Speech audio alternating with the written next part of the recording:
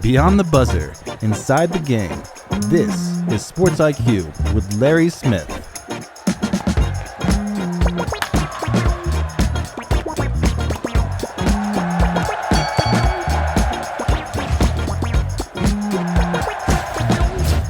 We are getting so close to the end of 2025. You ever stop and think back, man, where did the year go? When you get to my age, our age, producer Tony has a year or two on me. I won't say how many. Josh, is the baby of the show. I start to think back and go, man, another year gone. It went by so fast. Good things happen. You celebrate the highs and you get through the lows, and we all find a way to get there together. Anyway, Sports IQ, glad you're here this Tuesday. We've got a lot of stuff coming up. Man, we will be talking a lot of college football playoff here in the next couple of days. We get ready for the game. So excited for that. Great show today. We've got our friend Mike Gross, a veteran Penn State reporter. He's on Substack, the Gross Rational Product, one of my all-time favorite titles of anything. Mike Gross Rational Product. He's talking here with us here in a couple of minutes about Penn State and the strong finish to the season. And hopefully things looking up for the Nittany Lions here in 2026. Also coming up, our friend Evan Bland out of Omaha, talking Nebraska. The Cornhuskers are taking on Utah in the Las Vegas Bowl. That comes up tomorrow out there at Allegiant Stadium. The Huskers, again, boy, Raiola going out with the injury. Late in the season, a lot of conversation about, the recruiting class, not what they had hoped for. Matt Rule, it turns out the coaching carousel has come and gone, and he's still there.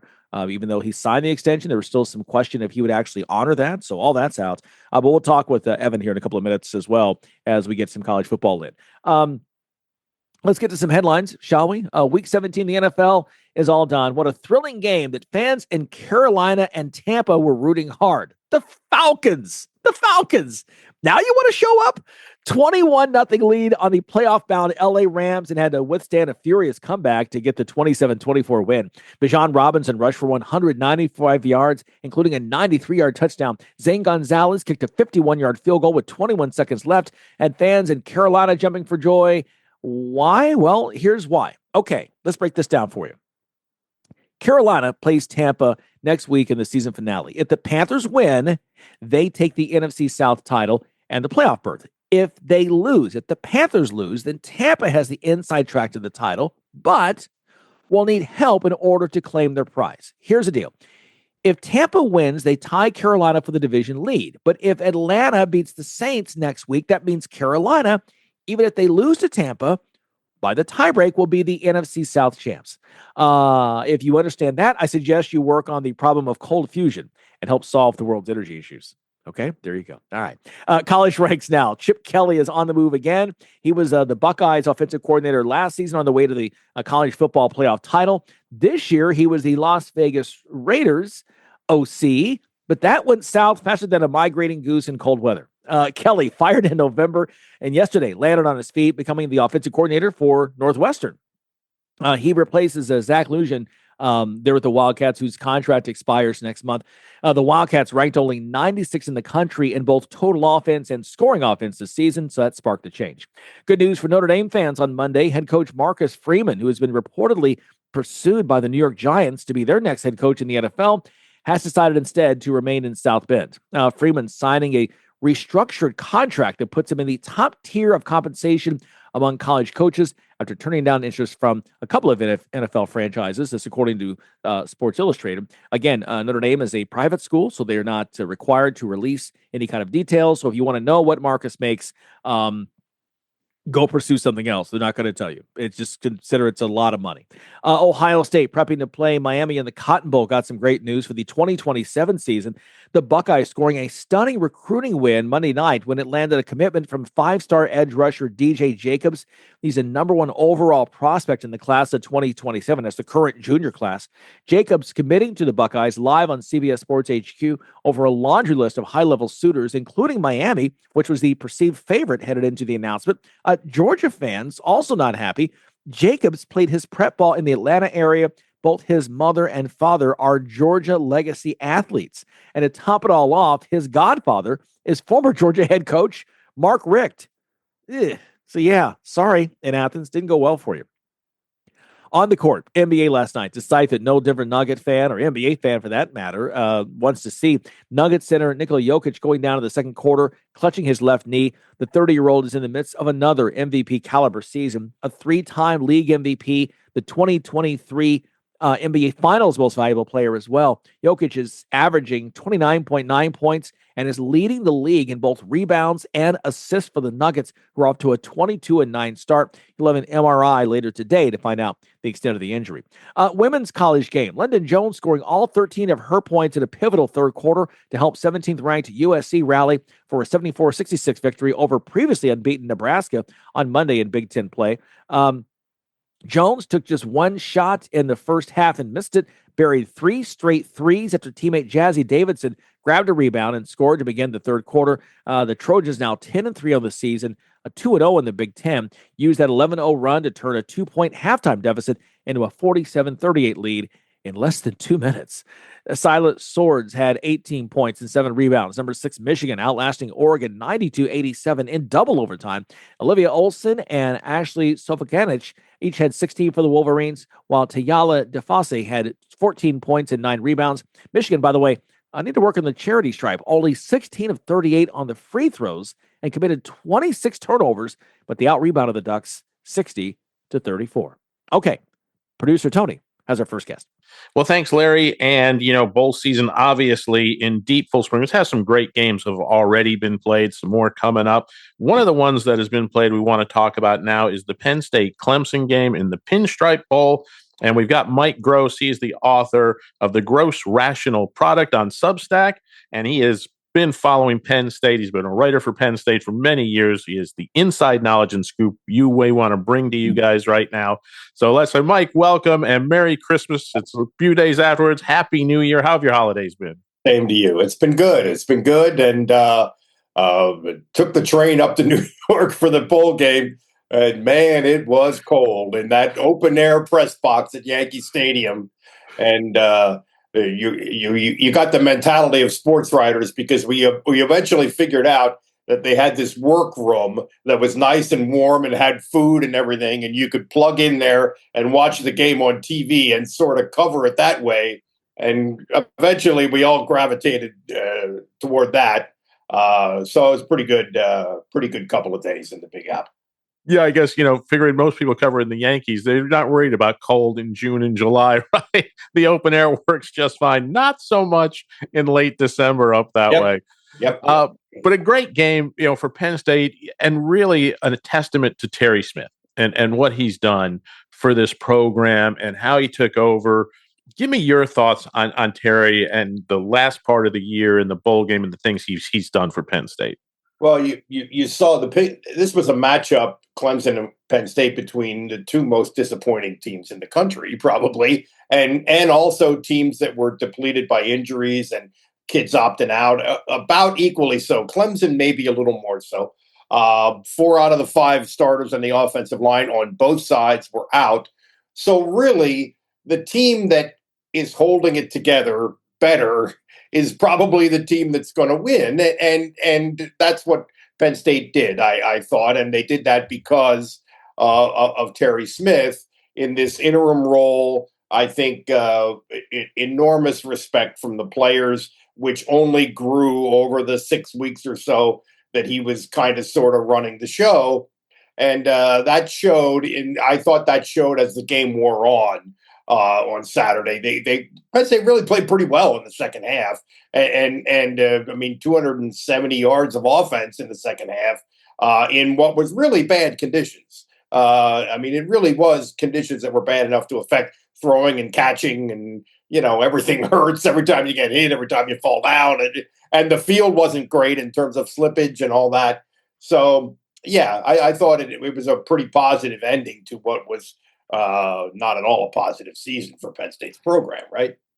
Yeah, and for Terry Smith, being able to get this win in a bowl game after taking over, we talked earlier in the week on the show about, we've seen older guys like Kurt Signetti, take Indiana after being a long-time assistant all over the place. Terry Smith, the same way, long-time assistant, has never really run a program until now. is he somebody that maybe in the future he maybe gets a shot to run a program after what he was able to show here at Penn State? Or is he just that guy who loves Penn State and he's always going to stay there? I would guess the latter. I don't know, but I would guess the latter. Here's an interesting thing. Last week on a podcast that I do with a couple other guys about Penn State, we had Matt Millen on, who was a great, an All-American at Penn State, a Pro Bowl player, Super Bowl champion, all that stuff. And he said, I love Terry Smith. He's not a head coach. He's not a guy that's going to be the long-term solution to being the guy. And there's an intangible quality to being the guy. And Cignetti, in contrast to Smith, has proven himself to be the guy at other levels, at Division II, actually at my alma mater, Indiana University of Pennsylvania, and then at James Madison, and then at the next level. I think that might be the model going forward. That might be a model going forward, where if you've done it here and you've done it here and you've done it here, well, maybe you could do it here.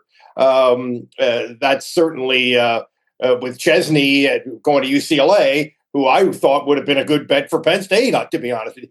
He's kind of that model too. It'll be interesting to see if that's a trend or if Cignetti is one of one, which you can certainly make that argument too.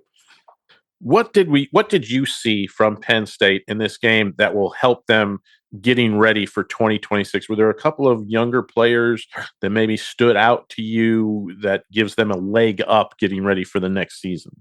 Yeah, I thought on the defensive side, there were a number of guys who really have not played before, who played and looked like they knew what they were doing. I actually wrote some of them down, but they're not going to need, these names aren't going to mean anything to your audience. I don't think a guy like Vabo Torrey, I'm not even sure how to pronounce his name, which tells you how familiar I am with him. Jameer Joseph, Jalen Harvey, Ty Blanding. These are young guys who really were not much in the picture going into. Another one is Quinn Martin, who was the running back who had his first carries of the year on Saturday, because obviously Penn State had this duo of running backs, which really has gotten all the work for 4 years in Nick Singleton and Katron Allen. And Martin had a 100-yard game in his first work of the year. He's a guy going forward. And it'll be interesting to see with Ethan Grunkenmeyer, the quarterback who took over for Drew Aller, and I think improved almost every week that he played. And the Pro Football Focus guys who do the film study, they had him as the highest rated passer of the bowl season so far. I don't know what they base that on, but Grunkenmeyer did play really well and did so in bad conditions. So, I mean, they did find a few things that might help them going forward. When they move forward in something like this, is that kind of the future of what these bowl games hold now? As we see these opt-outs, as we see teams, even declining a bowl bid sometimes because they're going to have so many opt-outs. Is that the future of these? Like, is that a warm-up for the 2026 season? People that don't play, is that what we're going to see more of? I think that's what we're going to see more of, unless we go to a model of player contracts and maybe it's written into the contract that you have to play. Something like that. Any team, any game that school X plays, if you're healthy, you got to be involved in. And that'll be a point of contention too. But it's going to have to be, I think college football is headed toward a player contract model. We're really in a situation now where you hear so many people saying, well, college football is becoming like the pros. Well, it's very unlike the pros in this sense. Every player is an unrestricted free agent all the time. And that's very unlike the NFL. I don't think the NFL owners would put up with that. So there's going to have to be a change of that. But barring that kind of a change, as you said, I think it's going to be a lot like this going forward. And now Penn State, with Matt Campbell in place, looking ahead, getting ready for 2026. One of the things I noticed in the portal was the Iowa State quarterback putting his name in, Rocco Beck. Any talk, anything, I know they can't do anything for another couple weeks yet. got that. Any thought on your part? Do you think that this might be a match made where Beck might follow Campbell to Penn State? Well, he's in the portal. He's going to be in the portal. Iowa State. Penn State now has all Iowa State's his head coach, his offensive coordinator, his quarterback coach, his strength and conditioning staff, and he's rehabbing from an injury. I think it's a pretty good chance he might be coming to Penn State. And he's a good player. Now, here's the thing. Here's the situation where the modern realities are going to put schools in this awkward situation, because Ethan Grunkmeyer has earned, maybe people would argue, has earned a shot. And the ideal scenario for Penn State is to have both Grunkenmeyer and Beck and maybe let them compete for it. But that's not the ideal situation for Grunkenmeyer and Beck. So what? So now what? I mean, and these guys are going to get paid. So is it almost like a salary cap thing where we can't throw millions at two quarterbacks, so we pick one or the other? I think I would rather have a healthy Beck as Penn State starting quarterback in September of 2026, but Grunkenmeyer has played himself into the conversation at least.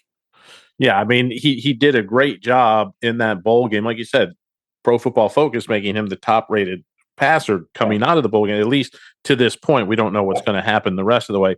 As far as those bowl games go, and you've been around like me, we've seen college football for a number of years, 30, 40 years. Do you think in the future that the future of the bowl games is, like we said, this play it, for the future kind of deal? Or is it something where some of these are going to have to go away, especially if we expand the playoffs? If the playoffs wouldn't these bowl games, wouldn't a Pinstripe Bowl be better served as a first round home for number 1 Ohio State versus number 16, whoever, if we get everything off of the campuses? Or do we need the first round to still be on the campuses?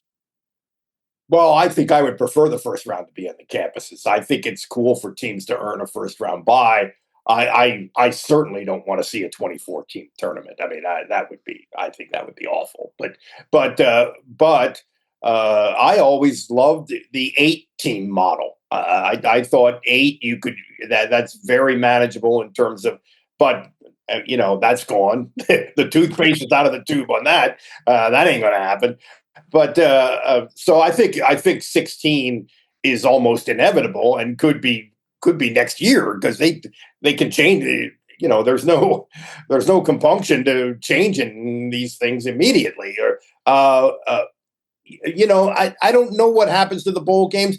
I would have thought some of these bowl games would have fallen away by now, and that hasn't really happened. I think they have a niche in their community.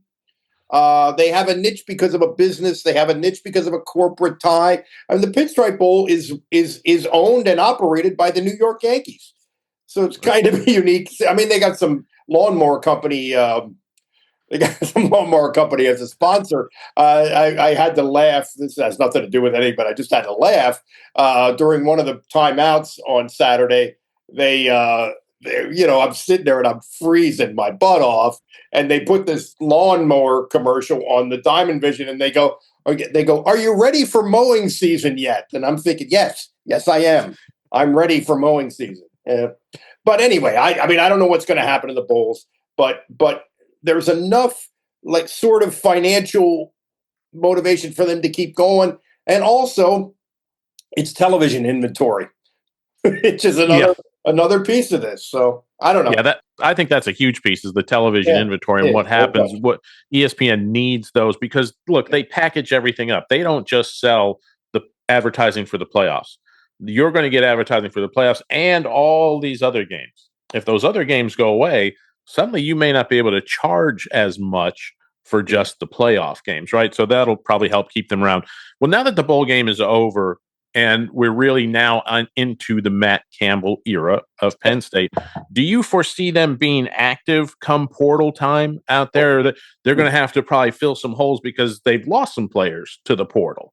Yeah, they lost some players to the portal, and they may lose more. Well, we don't know. We'll find out in the next few days, because the portal opens on January 2nd. But yeah, they're going to be very active in the portal.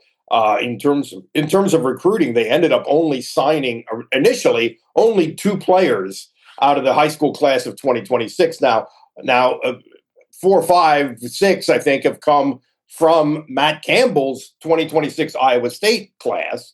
Have come. They're all 3-star guys. I don't know if they're difference makers, and certainly in the short term. I don't know about that. But yeah, they're going to be very active. We talked about the quarterbacks. There's a lot of guys available in the portal. Wide receivers, which Penn State is going to need a couple of those. Obviously, you need linemen. Yeah, they're going to be super active in the portal, and they have brought in, Matt Campbell has brought in a guy to be sort of the GM model that was with him since he was a student assistant at Iowa State. And then he hired a guy who was currently who had been at the University of Cincinnati, but had been in the NFL, and he's going to be like the assistant GM. So they're very much going to this pro style model of having like a front office. And those guys, I got to think those guys are grinding away at it now, trying to find players because they got a lot of work to do to build a roster for next season. Right. You've got to have that in place once, because you only get one shot at the portal this year. You've got this 2.5 week window, and then there's going to be no spring portal. Do you think, unless you're one of the teams that played for the national champ, unless you're on one of the teams, then they have a little extra window, which I didn't even know that until I looked at the calendar the other day. So but yeah, generally speaking, you're right. Yeah. Yeah, for Penn State, they're going to have the one Correct. shot. Now they could Correct. lose some other people, but they can't gain any other people basically from the portal. Right. Well, it's going to be interesting to see where it goes from here, and interesting to watch the Matt Campbell era unfold. Mike, we will be back in touch again after the new year. We'll see how things progress. Mike Gross, he is the author of the Gross Rational Product on Substack. Find it, give him a like, give him a follow, read him, especially if you're a Penn State fan. He has got all the inside information, and he will keep you informed throughout the offseason. Can I do one quick plug? This is shameless commerce here. I have been offering for about a week now. I've been offering half off the annual subscription, $30 from now through New Year's Day for a year of Gross Rational Product without the paywall. Check it out. You can, Substack.com, and you can search for it, or you can even Google Gross Rational Product. There's nothing else by that name out there in the cyber world. So, check it out. And I hope that people will want to continue to support what I'm trying to do. Absolutely. Penn State fans, look, it's less than what you're going to spend for a T-shirt, and you're going to get all this great information all year long. This is a no-brainer. If you're a Penn State fan, go check it out. Get involved. Take Mike up on his offer, and continue to follow the Nittany Lions. Mike, thank you so much. Have a great new year, and we'll be in touch in 2026. Thanks very much. Appreciate it. We will be right back on the Sports IQ after a quick timeout. How would you like to get high-speed internet for your home for less than $2 a day? That's right. For about $50 a month, you'll get lightning fast internet. Are you paying less than $50 a month right now for your internet? Then call Whole Home Connect right now for blazing fast internet at $50 a month with no price increases, no hidden fees, no contracts, no upfront costs, no equipment fees. It's a great deal. And guess what? You can try it for 15 days. If you don't like it, you get your money back. But you're gonna love it, and you're gonna love the price. Internet for your home for $50 a month. That's less than $2 a day. Plus, no contracts, no upfront costs, no equipment fees, and our 15-day guarantee. Call now. 800-215-0341. 800-215-0341. 800-215-0341. That's 800-215-0341. You're listening to Sports IQ with Larry Smith. NFL, by the way, Pro Football Hall of Fame, and some of the finalists being announced last night, and we're still a ways away from getting to the actual 2026 class, but some big names mentioned. Star quarterbacks, Drew Brees, what a story there. Second-round pick out of Purdue, considered to be undersized. He actually was a Chargers pick and ended up going to New Orleans and having a fantastic career. He and head coach Sean Payton. And so Brees has won. Eli Manning, of course, a couple of Super Bowl wins. Certainly expect he will be in Canton, if not now, but in the very near future. Two great stories. And then Larry Fitzgerald Jr., Larry Sr. actually was a very fantastic sports writer for all those years before he passed away. But Larry Fitzgerald, the great college career at Pitt, and then all those years in Arizona, and fantastic NFL career. And so certainly those three will be names you'll be hearing here in 2026, possibly going in or again in the very near future. All very deserving there. Hey, happy birthday today to Tiger Woods, who turns 50. By the way, shares a birthday with LeBron James. I think it's 41 today. But Tiger, hello Champions Tour. 15-time major winner. And so that's big with all the injuries he's had, because in the Champions Tour, as you may know, they can use golf carts, and they only play 54 holes, only 3 days as opposed to 4 days on the regular PGA Tour. Now, 2025 actually was the first year that he did not play in a PGA Tour event.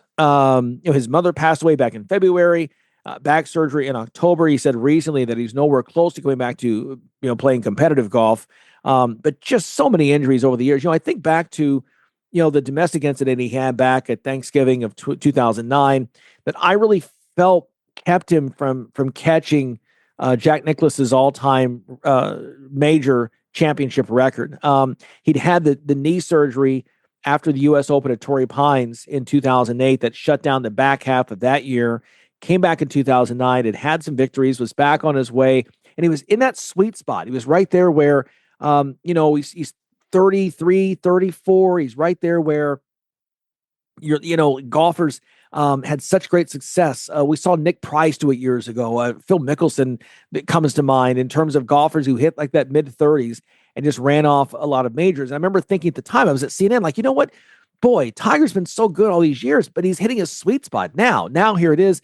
And just that, and he had just other injuries, and now a lot of injuries in his 40s. And so, chances are Jack's record is going to be safe for quite a while. But Tiger, by the way, his last top 20 showing in a major was back in 2019 when he won the Masters. And so, again, hopefully he decides to come back and play at some point there.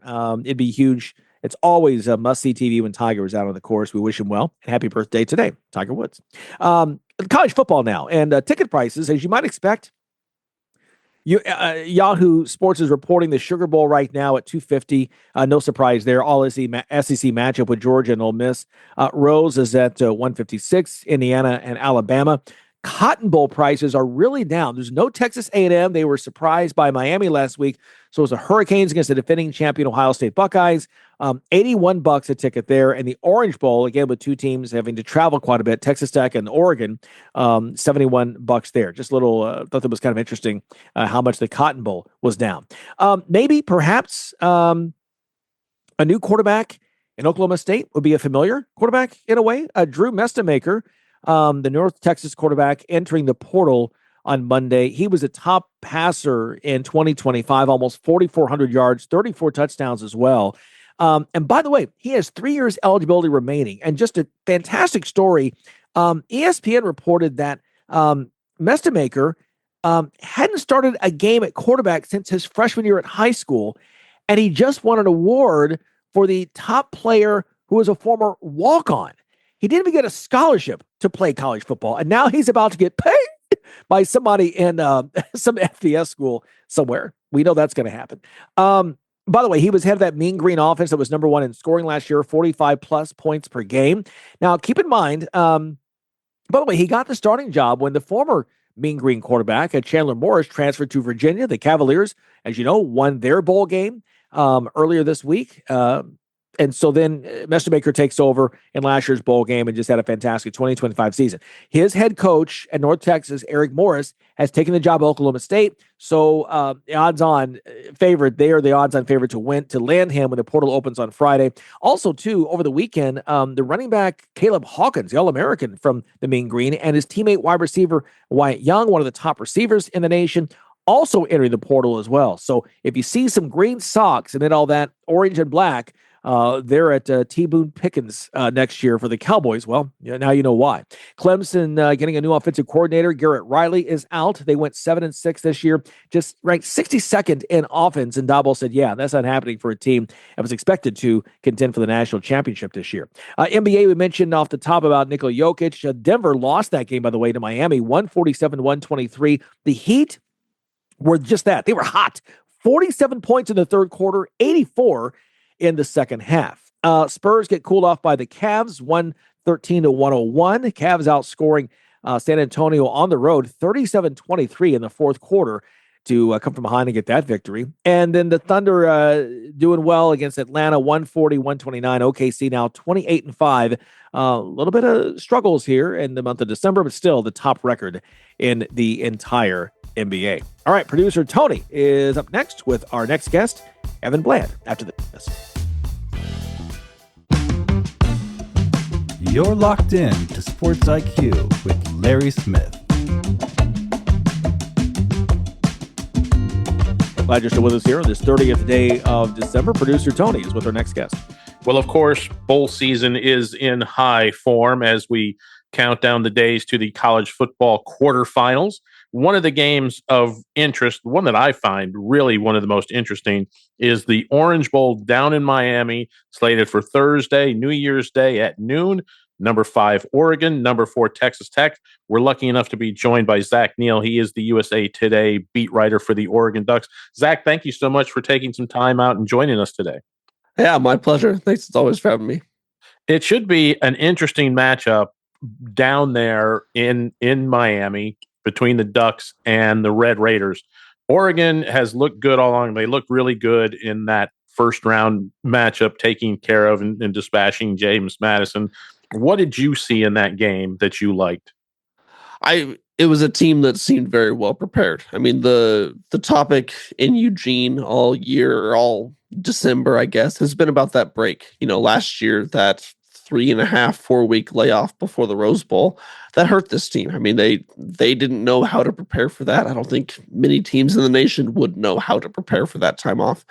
So they were happy to have less time off this year. They still had 3 weeks, which is not nothing, but they changed their schedule. And so they kind of adapted to make sure that they would be ready for this first game and now ready for the quarterfinals if they won that as well. So they looked good. The offense looked fantastic. I know there's a lot of consternation about how the game finished because the defense gave up a lot of points and yards in the second half, and they didn't play quote unquote to their standard, as they say. But I think that kind of has created the perfect storm because you have a team that knocked the rust off, looked pretty good doing it, and is also still pretty pissed off that they didn't play how they wanted to. So it's a pretty good storm going down to Miami.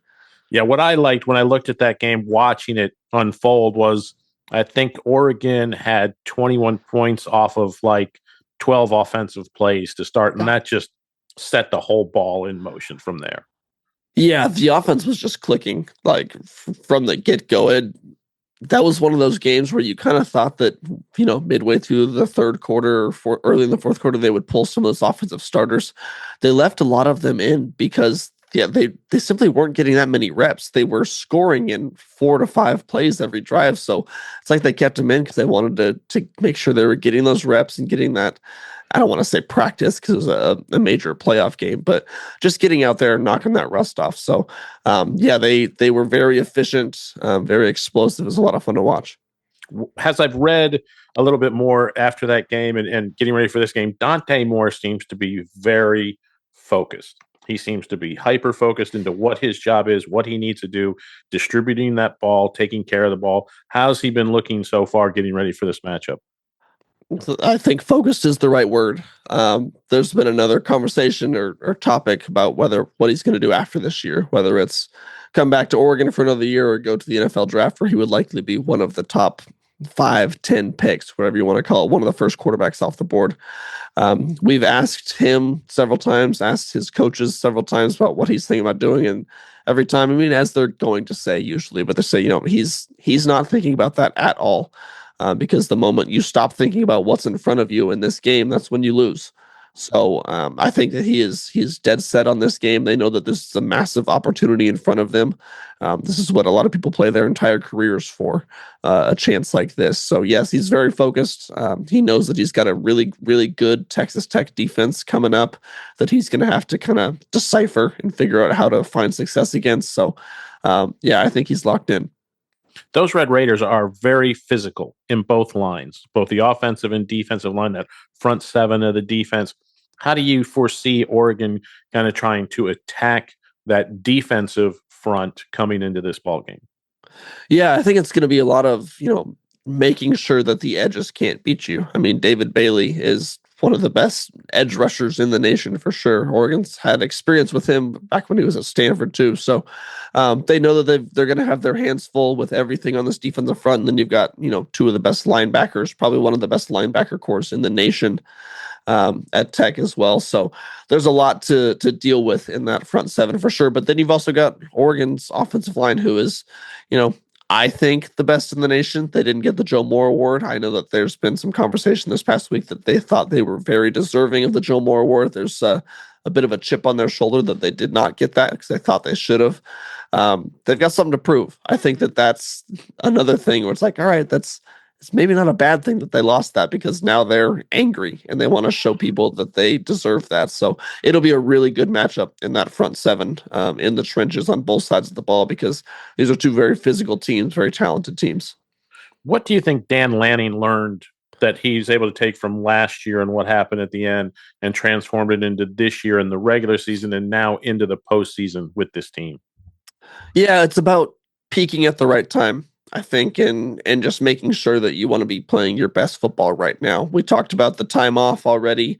They've figured out ways to combat that a little bit. They held what they called a mock game a week before the JMU game, where they did everything like a normal game. Like they ran out of the tunnel. They had the game day antics, like shout and the motorcycle bringing them out of the tunnel. They had quarter breaks. They did it all. They wanted to really get these guys in the mode of, all right, we're playing an actual game right now to get you prepared for next week. So they changed a lot of things, just because I know that last year they came out rusty.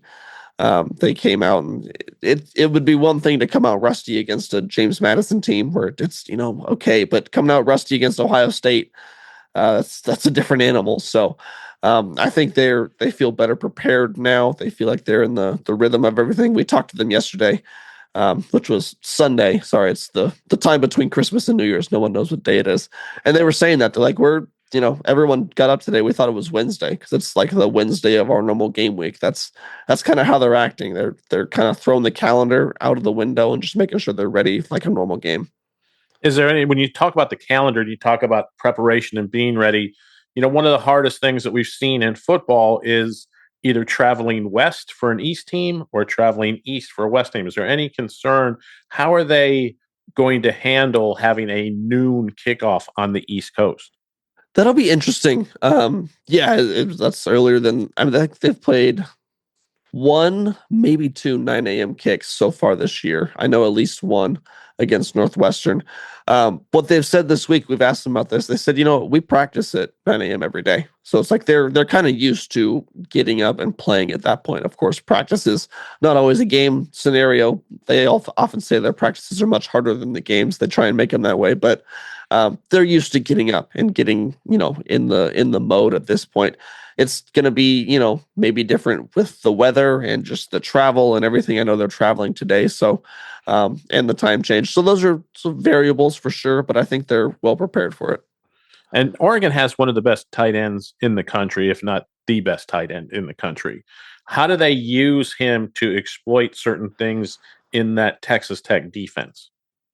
I would actually correct you. I think they have the best tight end duo in the country. I mean, Kenyon Sadiq is, I think, the best tight end in the country. And then you've also got Jamari Johnson, who, if you were to go down the list of best tight ends in the country, I don't think he's worse than 10.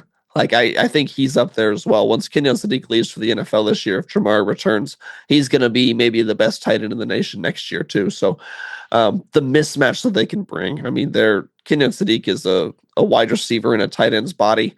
Jamari Johnson is a massive, massive human being, and he's got huge hands and really good at getting open and physical. They're also really good at inline blocking and blocking out in space. So that's one of the matchups this week to watch, is to see those two on Texas Tech's linebackers, because Tech's linebackers, Rodriguez, very good in coverage too. So I'm excited to see how those, it'll be a little bit of a chess match to see who covers them and how they cover them. But that should be really fun to watch. Watching Oregon play over this year, it seems like they are always trying to attack the edge, get out in space, get out on that edge. Do you foresee them trying to do that again, trying to maybe get some mismatches on those Texas Tech corners out there? I think so, because one thing that they do have this year that they haven't always had in the past is a really good group of wide receiver blockers. That's one thing that's really stood out. They got a new wide receiver coach this year in Ross Douglas, and he's really brought blocking to the forefront and made that an emphasis.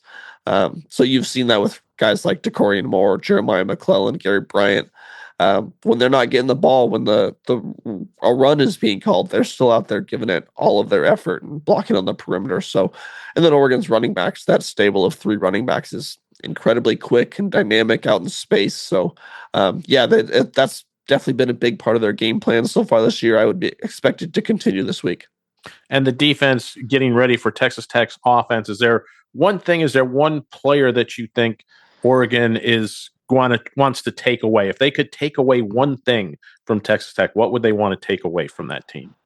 It's going to be about the receivers. I mean, Tech is a really good explosive offense. They've got the number 2 explosive offense in the nation, behind Oregon, who actually has the number 1 explosive offense in the nation. So one thing we saw in their game at the end of the season against Washington, who also has a very explosive offense, they sit in this, cover 2 high shell with 2 safeties in the back, a third safety in the middle, kind of acting as a rover. And they just say, hey, run the ball. Like, feel free, run the ball. You can get 4, 5, 6 yards of carry.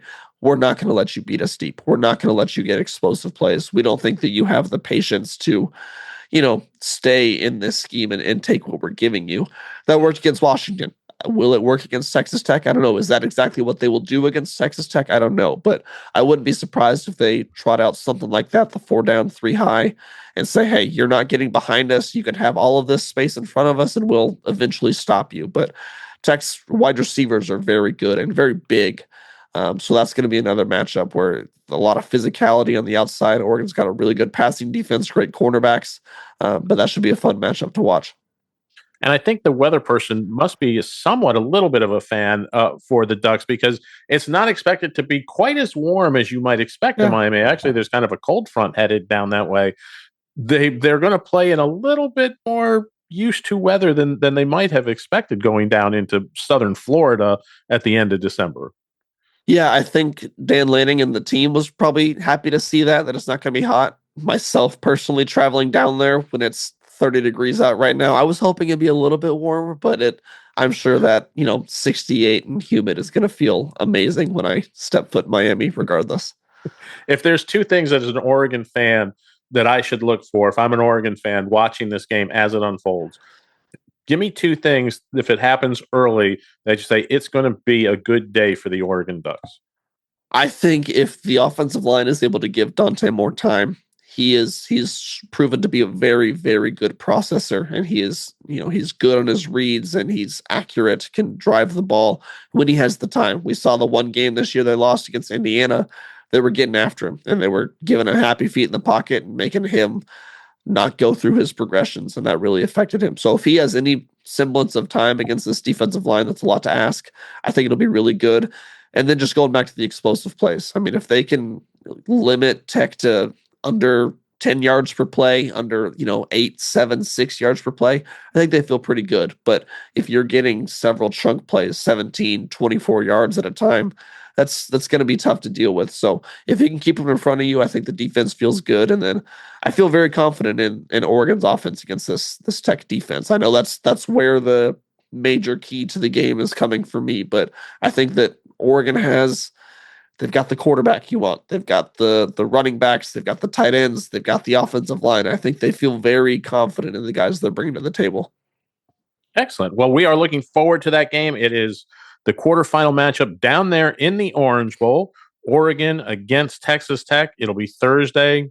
January 1. It always sounds weird saying that, January 2026, as we get going. Zach Neal, thank you so much for taking time out of your day and joining us, talking about this matchup. We really appreciate it. Hope you're feeling better. I know you were a little bit under the weather over Christmas time. Feel better. Get down there and get some of that sunshine. Hopefully, it'll be a little bit of sunshine for you down there in Miami when you hit the beach. Thank you. I really appreciate it. We're going to take a quick break. Zach Neal, he is the Oregon Ducks beat writer for USA Today. Check out his stuff. They are going to have a great time down in Florida. We're looking forward to that contest. We're going to take a quick break, and we'll be right back on the Sports IQ after this. Are you tired of your website making your business look bad? Is your current web developer dropping the ball? Let's face it, if your website isn't making you money, it's broken. Let Neon Rain create a website that turns your visitors into customers. Neon Rain has worked with hundreds of businesses across North America, building custom websites and applications with modern designs that are easy to update and work well on mobile devices. They can do it for you too. What sets Neon Rain apart? They actually deliver on their promises. Call today for a free consultation. 303-957-3092. That's Neon Rain at 303-957-3092. Or visit them at neonrain.com.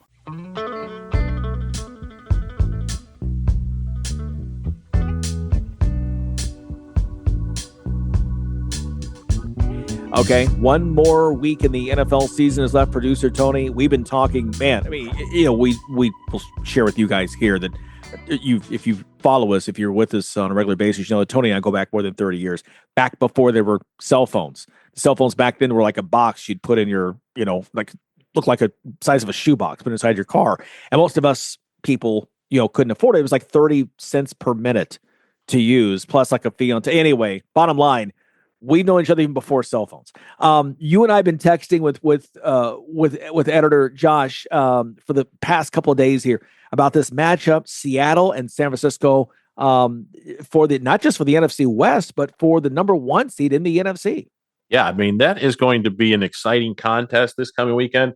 And look, if you are an NFC team, you're really rooting against the 49ers because let me tell you, that team is hitting on all cylinders right now. That offense, it's been about a season and a half of injuries that they've had to put up with. Purdy being down, McCaffrey being down, Kittle being down.